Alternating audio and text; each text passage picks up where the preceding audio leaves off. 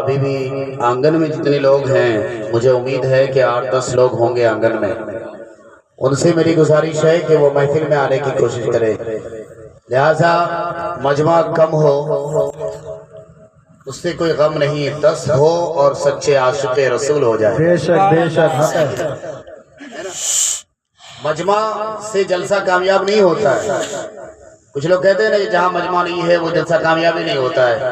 اگر مجمع سے اگر کوئی چیز کامیاب ہوتی تو بازار سے زیادہ مجمع کہیں نہیں ملتا ہے، بالکل بالکل بے شک ملتے کہیں، ہے نا؟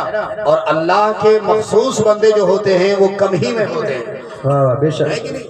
تو اس لیے آپ لوگ بیٹھے ہیں تو یہ دل میں یہ نہ رکھیں کہ آدمی کم ہے مزہ نہیں آئے گا۔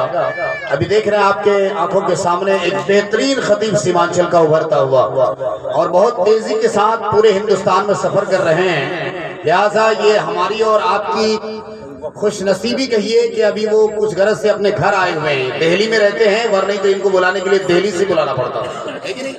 اور یہی لوگ جب دہلی سے آتے ہیں تو ٹکا 30,000 لیتے ہیں، ہے کہ نہیں؟ سمجھ رہے ہیں؟ میں ان کی بات نہیں کر رہا ہوں، اشارہ کیا ہاں ہے نا؟ تو میں ان کی بات نہیں کر رہا ہوں کہ یہ لیتے ہیں، ایسا نہیں ہے میرا کہنے کا مطلب۔ جو یو پی والوں کو بلاتے ہیں تو وہ لوگ 30,000 سے 40,000 ڈیمانڈ کرتے ہیں، لیکن الحمدللہ آپ گفتگو سنیں گے تو پھر فیصلہ کریں گے کہ ہمارے گود میں بھی بہترین بولنے والے موجود ہیں، بے شک ہمارے گود میں بھی جی، صحیح بات۔ ہمارے ٹھاکر گنج علاقے میں بھی اچھے اچھے عالم دین موجود ہیں اور بولتے بھی ہیں اللہ ماشاءاللہ، جہاں کبھی موقع مل گیا تو اپنا ہنر دکھاتے ہیں، لہٰذا وہ لہجہ آپ کے سامنے کیا جائے گا، رکھا جائے گا، لیکن ان سے پہلے بس 15 منٹ کے لیے آپ 15 سے 20 منٹ کے لیے میں حافظ نور الحسن صاحب خطیب و امام احمد جھاری کی چھوٹی سی تقریر آپ سماعت فرمائیں، اس کے بعد مداح رسول وہ دیکھیے مولانا افضل حسین صاحب قبلہ دامت برکاتہم القدسیہ وہ بیٹھے ہوئے ہیں اور بہترین آواز کے مالک ہیں، وہ بھی بیٹھے ہوئے ہیں۔ اور ابھی مجھے بتا رہے تھے ایک نیپال سے کوئی عبد مناف صاحب نیپال سے ایک شاعر بھی آئے ہوئے ہیں۔ اب لیجئے ایک چھوٹی سی محفل میں بھائی بدیش سے شاعر آ گیا ہے تو اور کیا چاہیے، ہے کہ نہیں؟ یہ انڈیا میں پروگرام نیپال سے آ گئے، بھائی بدیشی شاعر آپ کو دیکھنے کو ملیں گے انشاءاللہ، ہے کہ نہیں؟ تو آئیے ان سے پہلے میں بس 20 منٹ کے خطاب کے لیے حافظ نور حسن صاحب کو آپ کے سامنے کر رہا ہوں، مگر اللہ کے رسول صلی اللہ علیہ وسلم کی بارگاہ میں یہ عرضہ پیش کروں گا اللہ ان کی باتوں پر وہ تاثیر دے دے اور ہم سب کو عمل کرنے کے اللہ توفیق دے دے۔ سبحان اللہ۔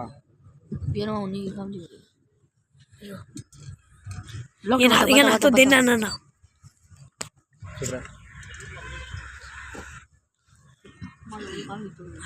ممبر رسول پر باوقار طلباء اکرام معاشرہ اعزام، محفل میں بیٹھے ہوئے تمام میرے دوستوں، بزرگوں، نوجوان ساتھیوں، پردے میں رہنے والی خواتین اسلام کے میری ماں اور بہنوں، السلام علیکم ورحمۃ اللہ تعالی وبرکاتہ۔ وعلیکم السلام رحمۃ اللہ۔ الحمدللہ الحمدللہ الذی کفا الحمدللہ الذی کفا وسلام علی عبادہ الذین اصطفیٰ، اما بعد فاعوذ باللہ من الشیطان الرجیم ببرکۃ بسم اللہ الرحمن الرحیم وقضى ربك الا تعبدوا الا اياه وبالوالدين احسانا اما يبلغن عندك الكبر احدهما او كلاهما فلا تقل لهما اف ولا تنهرهما وقل لهما قولا كريما واخفض لهما جناح الذل من الرحمة وقل رب ارحمهما كما ربياني صغيرا۔ آمنت بالله صدق الله العظيم وبلغنا رسوله النبي الأمين المتين المبين المعين الكريم ونحن على ذلك لمن الشاهدين والشاكرين والحمد لله رب العالمين۔ محترم سامعین، آئیے ہم تمامی حضرات مل کر سب سے پہلے گنبد خضرا میں آرام فرمانے والے آقا، ہم غریبوں کے غمگسار، ہم فقیروں کے مددگار جناب محمد رسول اللہ صلی اللہ تعالی علیہ وسلم کی دربار گوہروار میں درود و سلام کی ڈالی عقیدت کی ڈالی میں سجا کر بلند آواز سے پڑھ اللہم صلی علی سیدنا شفیعنا حبیبنا مولانا محمد بارک وسلم صلی علیہ صلاۃ و سلام علیک یا رسول اللہ صلی اللہ تعالی علیہ وسلم۔ برادران ملت اسلامیہ، شاعر کہتا ہے بحر غفلت یہ تیری ہستی نہیں، بحر غفلت یہ تیری ہستی نہیں، دیکھ جنت اس قدر سستی نہیں، بحر غفلت یہ تیری ہستی نہیں، دیکھ جنت اس قدر سستی نہیں، اور رہ گزر دنیا ہے یہ بستی نہیں۔ آج جو ہم دنیا میں دل لگائے بیٹھے ہیں، یہ دنیا ہمارے لیے مسافر خانہ ہے۔ اس وجہ سے شاعر کہتا ہے بحر غفلت یہ تیری ہستی نہیں، دیکھ جنت اس قدر سستی نہیں، رہ گزر دنیا ہے یہ بستی نہیں، جائے عیش و عشرت و مستی نہیں۔ اور آگے شاعر کہتا ہے جگہ جی لگانے کی دنیا نہیں، یہ عبرت کی جا ہے تماشا نہیں۔ بالکل تو محفل میں آپ حضرات آئے ہیں تو یہاں سے ہمیں کچھ عبرتیں حاصل کرنے کی ضرورت ہے۔ حضرات جو آیت مقدسہ آپ حضرات کے سامنے تلاوت کیا ہو، اسی آیت کریمہ کے مطابق چند منٹ آپ حضرات کے سامنے گفتگو کروں گا، لیکن محفل کو دیکھ کر مجھے ایک واقعہ یاد آ رہا ہے۔ پاکستان کا ایک عالم، بہت بڑے عالم دین، وہ بیان کر رہے تھے کہ ایک غیر مسلم ہمارے پاس آیا اور آنے کے بعد کہا کہ حضور مجھے کلمہ پڑھا کر کے مسلمان بنا لیجئے۔ وہ کہتے ہیں حضور مجھے کلمہ پڑھا کر کے مسلمان بنا لیجئے۔ تو اس عالم دین کہتے ہیں کہ آپ غیر مسلم ہیں، آخر مسلمان کیوں ہونا چاہتے ہیں؟ تو اس غیر مسلم نے کہا کہ ہم نے سارے مذہبوں کو چھانا، سارے مذہبوں کو ٹٹولا، ہر مذہب میں گیا اور دیکھا کہ جو طریقہ مذہب اسلام میں اللہ کی بارگاہ میں جھکنے کا ہے، جو طریقہ مذہب اسلام میں ہے وہ طریقہ کسی اور مذہب میں نہیں ہے۔ یعنی مذہب اسلام میں مسلمان 5 مرتبہ ایک دن میں 5 مرتبہ اللہ کی بارگاہ میں جھکتا ہے۔ تو مجھے لگا کہ مذہب اسلام ہی سچا مذہب ہے، اس وجہ سے کہ اللہ تبارک و تعالیٰ کی بارگاہ میں ایک دن میں اگر کوئی انسان اللہ کی بارگاہ میں جھکتا ہے تو مذہب اسلام کے ماننے والے یعنی مسلمان اللہ کی بارگاہ میں جھکتا ہے۔ اس وجہ سے مجھے یہ مذہب اچھا لگا، اسی وجہ سے میں مسلمان ہونا چاہتا ہوں۔ تو وہ عالم دین فرماتے ہیں، وہ عالم دین فرما رہے ہیں کہ جب اس انسان نے مجھ سے کہا کہ مجھے کلمہ پڑھا کر مسلمان کیجئے، تو ایک طرف تو مجھے خوشی ہو رہی تھی اور دوسری طرف مجھے افسوس بھی ہو رہا تھا۔ وہ عالم دین فرما رہے ہیں ایک طرف مجھے خوشی ہو رہی تھی، دوسری طرف افسوس ہو رہا تھا۔ تو کسی نے اس سے پوچھا کہ حضور خوشی کس بات کی اور افسوس کس بات کی؟ تو اس عالم دین نے فرمایا کہ ہمارے مذہب کو دیکھ کر کے ایک غیر مسلم ہمارے مذہب کی نماز کو دیکھ کر کے مسلمان ہوتا ہے، اس بات کی خوشی ہو رہی تھی، اور غم اس بات کا ہو رہا تھا کہ ہمارے مذہب کے مسلمان ہونے کے باوجود بھی اس وجہ سے مجھے غم ہو رہا ہے۔ برادران ملت اسلامیہ، تو غور کرنے کا مقام ہے، اگر سماج کے اندر کہیں اسی علاقے میں کوئی ناچ گانے کا پروگرام ہوتا ہے تو کوئی اعلان نہیں ہوتا ہے، کسی کو بلایا نہیں جاتا ہے، وہ آدمی کا ڈھیروں میلہ لگ جاتا ہے۔ لیکن برادران ملت اسلامیہ، کئی محفل میلاد سجایا جاتا ہے، اعلان کیا جاتا ہے، لیکن لوگوں کو سنائی نہیں دیتا، لوگوں کے کانوں میں پردہ پڑ گیا ہے، دماغوں میں پردہ پڑ گیا ہے۔ آخر یہ دماغ کا پردہ کب کھلے گا؟ غور کرنے کا مقام ہے۔ برادران ملت اسلامیہ، بڑا قابل تعریف کے لائق ہے جس نے اس محفل کو سجایا ہے۔ ہمارے مسلمان کا یہ طریقہ ہونا چاہیے کہ اگر گھر میں کوئی بلا آ جائے تو اس بلا کو دور کرنے کے لیے میلاد کی محفل سجایا جائے، تاکہ اس میلاد کے ذریعے سے گھر کا بلا دور ہو جائے۔ برادران ملت اسلامیہ، جس گھر میں محفل میلاد شریف ہوتا ہے، سال بھر تک اس گھر میں کوئی بلا نہیں آتا۔ بڑا قابل تعریف کے لائق ہے کہ اس نے محفل میلاد شریف سجایا، اور اس محفل کے ذریعے سے لوگوں کو کچھ سیکھنے کا موقع بھی ملے گا۔ لیکن میں آپ لوگوں سے معتبرانہ گزارش کرنا چاہتا ہوں کہ آپ لوگ یہاں آئے ہیں، تھوڑی دیر جس کا بھی گفتگو سنے جس حضرات کا، حضرات محترم جو بات اچھی معلوم ہو اس پر ضرور آپ حضرات عمل کرنے کی کوشش کریں، کیونکہ یہ دنیا ہمیشہ کے لیے نہیں ہے، دنیا چھوڑ کر کے ہمیں جانا پڑے گا۔ میں نے خطبہ مسنونہ کے بعد آیت کریمہ تلاوت کرنے کا شرف حاصل کیا ہے۔ وقضى ربك ألا تعبدوا إلا إياه وبالوالدين إحسانا إما يبلغن عندك الكبر أحدهما أو كلاهما فلا تقل لهما أف ولا تنهرهما وقل لهما قولا كريما۔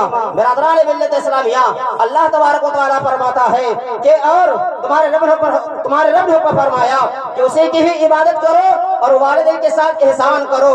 جب وہ بڑھاپے کو پہنچ جائے ایک یا دونوں تو انہیں اٹھ کر کہنا اور نہیں انہیں جھڑکنا، بلکہ ان کے سامنے تعظیم کی بات کرنا، نرم دلی سے عاجزی اور انکساری کا بازو پھیلانا اور اللہ رب العزت کی بارگاہ میں عریضہ پیش کرنا، پروردگار عالم میرے ماں باپ پر رحم فرما، میرے ماں باپ پر رحم فرما جیسا کہ انہوں نے مجھے بچپن میں پرورش کیا ہے۔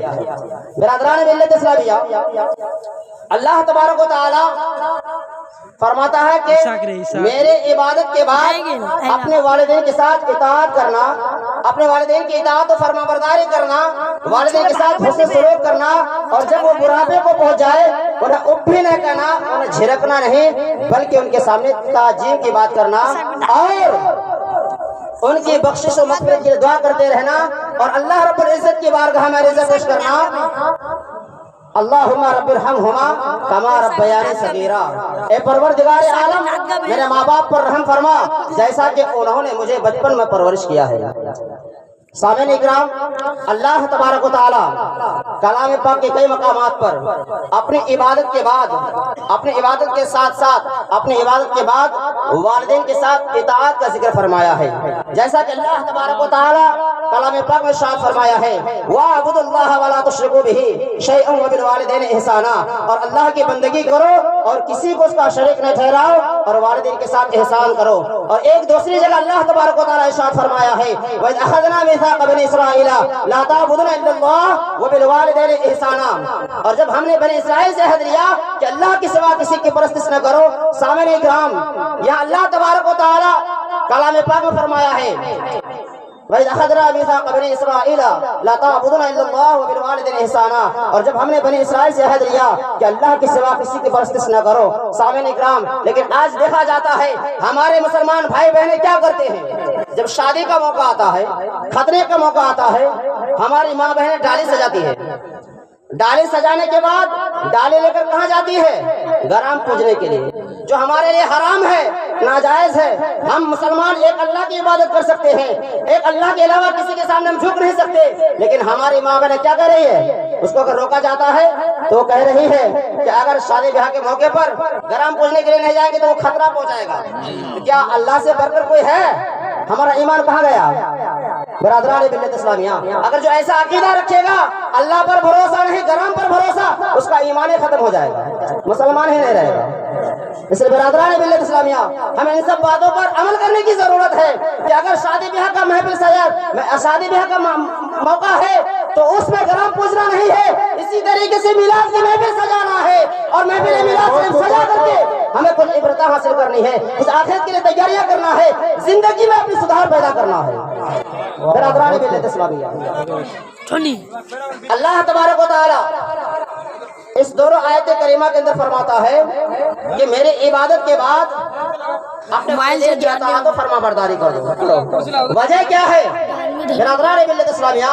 اس کا وجہ یہ ہے کہ اللہ تبارک و تعالی نے انسان کو جسم اور روح عطا فرمایا، اور والدین انسان کے لیے دنیا میں آنے کا سبب ہے۔ اسی لیے حضرات محترم، اب ہر انسان کے لیے ضروری ہے کہ اپنے خالق و مالک کی بندگی کرتے رہے، ان کی عبادت کرتے رہے، ان کی عبادت کے لیے ہمیشہ ہر وقت تیار رہے، اور جس کے ذریعے سے اس دنیا میں آیا ہے اس کی بھی اطاعت و فرما برداری کرتے رہے، ان کے ساتھ حسن سلوک سے پیش آتا رہے۔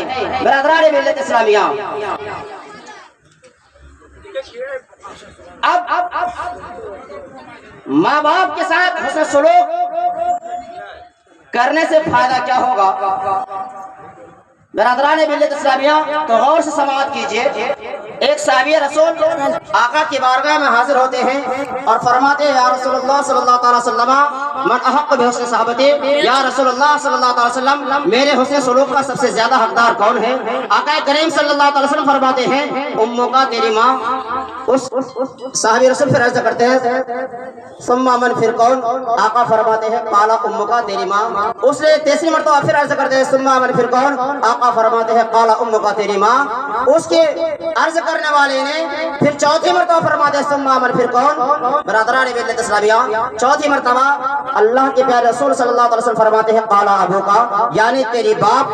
حضرات محترم، جب اللہ کے رسول صلی اللہ علیہ وسلم کی بارگاہ میں سوال کرنے والوں نے سوال کیا یا رسول اللہ صلی اللہ علیہ وسلم میرے حسن سلوک کا زیادہ حقدار کون ہے، تو اللہ کے رسول صلی اللہ علیہ وسلم نے 3 مرتبہ فرماتے ہیں کہ تیرے حسن سلوک کا حقدار تیری والدہ ہے، چوتھی دفعہ فرماتے ہیں تیرے حسن سلوک کا حقدار تیرا باپ ہے۔ یعنی اس فرمان رسول صلی اللہ علیہ وسلم سے معلوم ہوا کہ حسن سلوک کا حقدار والد سے زیادہ والدہ ہے۔ اور اللہ تبارک و تعالیٰ کلام پاک میں ارشاد فرمایا ہے وَوَصَّيْنَا الْإِنسَانَ بِوَالِدَيْهِ حَمَلَتْهُ أُمُّهُ وَهْنًا عَلَى وَهْنٍ۔ اللہ تبارک و تعالیٰ فرماتا ہے ہم نے آدمی کو اس بات کی تاکید فرمائی کہ اس کی ماں نے اسے تکلیف سے پیٹ میں رکھی اور کمزوری پر کمزوری جھیلتے ہوئے ایک دوسری جگہ اللہ تبارک و تعالیٰ نے فرمایا ہے وَوَصَّيْنَا الْإِنسَانَ بِوَالِدَيْهِ إِحْسَانًا حَمَلَتْهُ أُمُّهُ كُرْهًا وَوَضَعَتْهُ كُرْهًا۔ ہم نے اللہ فرماتا ہے ہم نے انسان کو حکم دیا کہ اپنے ماں باپ کے ساتھ نیکی اور بھلائی کرے، اس وجہ سے کہ اس کی ماں نے اسے تکلیف سے پیٹ میں رکھی اور تکلیف میں جنا۔ برادران ملت اسلامیہ، ان دونوں آیات کریمہ میں اللہ تبارک و تعالیٰ اپنے بندوں کو حکم دیا کہ اپنے والدین کے ساتھ نیکی اور بھلائی کرو، خصوصی طور پر والدہ کے ساتھ، اس لیے کہ اولاد کی پرورش میں سب سے زیادہ والدہ کو ہی مشقت برداشت کرنی پڑتی ہے۔ اور حقیقت تو یہ ہے کہ انسان ساری زندگی جتنی بھی کوشش کرتا رہے پھر بھی اپنی والدہ کا حق ادا نہیں کر سکتا۔ ایک حکایت سنا کر کے آپ حضرات کو سمجھاتا ہوں۔ برادران ملت اسلامیہ، حکایت میں آیا ہے کہ ایک نوجوان انسان ہے جو اپنے بری والدہ کو اپنے کندھوں میں اٹھا کر 1-2 بار نہیں بلکہ 7 مرتبہ لے کر کے حج کروایا۔ کتنا مرتبہ کروایا؟ 7 مرتبہ کندھے میں اٹھا کر امی کو لے کر کے حج کروایا۔ جب 7ویں مرتبہ طواف سے فارغ ہوا، میزاب رحمت کے سامنے بارگاہ خداوندی میں کھڑے ہو کر اللہ رب العزت کی بارگاہ میں عریضہ پیش کرنے لگا۔ وہ نوجوان، اے رب کائنات، ہم نے اپنے بری والدہ کو اپنے کندھوں میں اٹھا کر 1 بار 2 بار نہیں 7 مرتبہ کندھوں میں اٹھا کر حج کروایا، کیا میں نے اپنی بری والدہ کا حق ادا کر دیا؟ حضرات اتنا فرمانا تھا۔ پھر غیب سے کسی کہنے والے کی آواز اس سعادت مند بیٹے کی کانوں میں ٹکرائی، اے نوجوان، تو اپنے بری والدہ کو اپنے کندھوں میں اٹھا کر 7 حج کروا کر کہنے والے کہ میں نے اپنی بری والدہ کا حق ادا کر دیا، اے نادان، ابھی تو 1 رات کا بھی حق ادا نہیں کیا۔ 7 مرتبہ حج کروا کندھوں میں اٹھا کر کے کیا کہہ رہے ہیں؟ ابھی تو 1 رات کا بھی حق ادا نہیں کیا۔ لیکن آج ہمارے نوجوان کیا کر رہے ہیں؟ اگر 1-2 مرتبہ باہر چلا جاتا ہے، 1-2 مرتبہ باہر سے کما کر کے آ جاتا ہے، حضرات محترم، تو اپنے ماں باپ کا بات برداشت نہیں کرتا ہے، ماں باپ کا بات سنتا نہیں ہے۔ اور اگر شادی شدہ ہے تو وہ نوجوان بیوی کے کہنے پر اپنے ماں باپ کو دھکے مار کر گھر سے نکالتا ہے، ماں باپ کا روزی روٹی روکتا ہے، ماں باپ کا کھانا پینا روکتا ہے، ماں باپ کا کپڑا وغیرہ روکتا ہے۔ برادران ملت اسلامیہ، تو جو نوجوان اگر ماں باپ کو اس طریقے سے تکلیف دیتا ہے وہ اپنے کان کے پردے کو ہٹائے، وہ غور سے سن لیں۔ حضرات محترم، ایک صحابی رسول اللہ کے رسول صلی اللہ علیہ وسلم کی بارگاہ میں حاضر ہوتے ہیں اور عرض کرتے ہیں ما حق الوالدین علی ولدہما، یا رسول اللہ صلی اللہ علیہ وسلم، والدین کا اپنے اولاد پر کیا حق ہے؟ آقا فرماتے ہیں ہما جنتک و نارک، یعنی وہ دونوں تیری جنت اور آگ ہے۔ کیا فرماتے ہیں؟ رسول اللہ صلی اللہ علیہ وسلم نے فرمایا وہ دونوں تیرے جنت اور آگ ہے۔ اس کا کیا مطلب؟ ماں باپ ایک ہی، وہی جنت بھی ہے وہی آگ بھی، کیسے؟ آقا فرماتے، رسول اللہ کی حدیث ہے، میں اپنی بات نہیں کہہ رہا ہوں۔ حضرات محترم، رسول اللہ صلی اللہ علیہ وسلم فرماتے ہیں یعنی جو اپنے ماں باپ کا خدمت کرے گا، ماں باپ کا خیال رکھے گا، ماں باپ کا فرما برداری کرے گا، وہ انسان، وہ نوجوان جنت میں جائے گا۔ اور جو نوجوان اپنے ماں باپ کو ستائے گا، ماں باپ کو تکلیف دے گا، ماں باپ کو دھکے مار کر گھر سے نکالے گا، وہ اپنا ٹھکانہ جہنم بنا لے، اس کو جہنم میں ڈالا جائے گا۔ برادران ملت اسلامیہ، یہ حدیث پاک ہے، اللہ کے رسول نے فرمایا ہے جو ماں باپ کو ستائے گا وہ جہنم میں جائے گا، اور جو ماں باپ کی خدمتیں کرے گا وہ جنت میں جائے گا۔ تو جہاں پر جتنے لوگ آئے ہیں تمام لوگوں سے میری گزارش ہے برادران ملت اسلامیہ، جس کا بھی ماں باپ زندہ ہے وہ اپنے ماں باپ کی جہاں تک ہو سکے خدمت کرتے رہیں، اور اگر ماں باپ دنیا سے چلا گیا ہے حضرات محترم تو اس کے لیے قرآن کی تلاوت کرتے رہیں، اس کے لیے نماز پڑھ کر کے اس کے لیے دعا کرتے رہیں۔ اور ایک تو یہ ہے کہ اگر کوئی بھی نوجوان نماز پڑھے گا اور ماں باپ کو دعا نہیں کرے گا، خالی نماز پڑھے گا، تب بھی اس کے ماں باپ کو اس کا ثواب ملے گا۔ اسی لیے حضرات محترم، جس کا ماں باپ زندہ ہے اپنے ماں باپ کی خدمتیں کریں، ماں باپ دنیا سے چلے گئے ہیں اس کے لیے دعائیں مغفرت کریں، قرآن پڑھ کر کے اس کے لیے بخشتے رہیں۔ اللہ تبارک و تعالیٰ سے دعا ہے ہم تمام مسلمانوں کو ان ساری باتوں پر عمل کرنے کی توفیق عطا فرما۔ اگر ہمارے بولنے میں کوئی غلطی ہو گئی ہے مولا تعالیٰ سے دعا ہے پروردگار عالم ہماری غلطی کو معاف فرما، ہمیں حق بولنے حق سننے کی توفیق عطا فرما۔ استغفر اللہ ربی من کل ذنب واتوب الیہ۔ السلام علیکم ورحمۃ اللہ تعالیٰ وبرکاتہ۔ سبحان اللہ، سبحان اللہ، الحمدللہ۔ یہ دیکھ رہے تھے ایک اصلاحی گفتگو آپ نے